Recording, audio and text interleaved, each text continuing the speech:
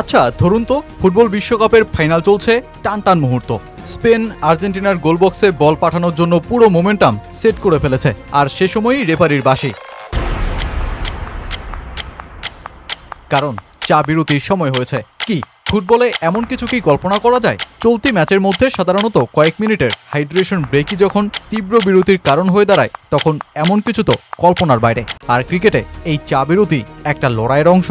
শুধু চা নয়, লাঞ্চও তো আছে। ক্রিকেটই সম্ভবত একমাত্র খেলা যেখানে একই সাথে খেলাও চলে, আবার বিরিয়ানি, স্যান্ডউইচ, চা, এক এক অঞ্চলে সেটা সব খাওয়াও চলে। কিন্তু কিভাবে ক্রিকেটে যুক্ত হলো লাঞ্চ কিংবা টি ব্রেক? কিভাবেই বা এটি টেস্ট ক্রিকেটের লড়াইয়ে ঠাঁই করে নিল? ঠিক যার জন্য ইংল্যান্ড ক্রিকেট বোর্ড একটা বইও বিক্রি শুরু করে দিয়েছে, যার নাম টেস্ট অব ক্রিকেট। আর যেই বইয়ে চিংড়ির মালাইকারের রেসিপিটাও আছে।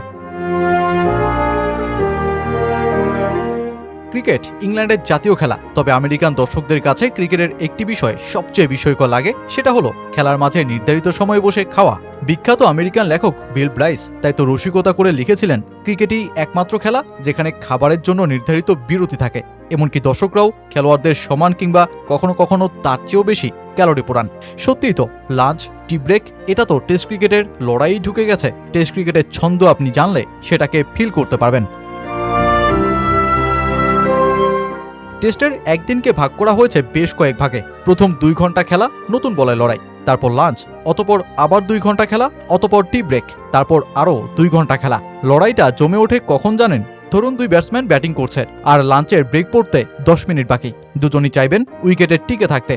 আবার লাঞ্চের পর খাবারের প্রভাব কাটিয়ে মনোযোগ ধরে রাখতেও চালাতে হবে লড়াই। একই কাজ টি ব্রেকের সময়ও। ম্যাচের উত্তেজনা যেমনই হোক না কেন, কোনো ব্যাটার 99 রানের উত্তেজনাকর মুহূর্তে থাকলেও বিরতি সেটা নিতেই হবে।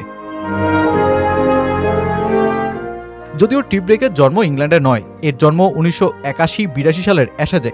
1905 সালের আগে মাঠেই খেলোয়াড়দের জন্য চা নাস্তা নিয়ে আসা হতো, আর 1905 সাল থেকে আনুষ্ঠানিকভাবে খেলোয়াড়রা টি ব্রেকের সময় মাঠের বাইরে যেতে শুরু করেন, আর যেটা এখন প্রথম শ্রেণীর ক্রিকেটেও স্থায়ী হয়ে গেছে। টেস্ট ক্রিকেটে দিনের এই 2 বিরতি যেন জোসেফ জোফ্রের মতন। প্রথম বিশ্বযুদ্ধের সময় ফ্রান্সের সর্বাধিনায়ক জোফ্রে দিনে 2 বার, যত বড়ই সংকট চলুক না কেন, সব কাজ থামিয়ে খাবার খেতে বসতেন।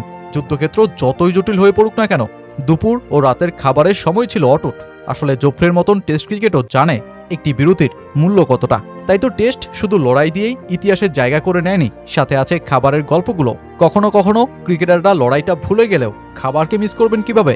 দক্ষিণ এশিয়ায় বিরিয়ানি, ক্যারিবিয়ানে জার্ক চিকেন, অস্ট্রেলিয়ায় মিট টাই, দক্ষিণ আফ্রিকায় বারবিকিউ, আর ইংল্যান্ডে কেক, স্যান্ডউইচ।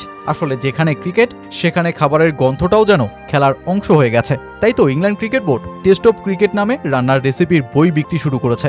মজার বিষয় হলো, যেই বইয়ে বাঙালির প্রিয় চিংড়ি কারির রেসিপিও আছে, আর যেই রেসিপি দিয়েছেন ঈশা গুহা তার মায়ের কাছ থেকে শিখে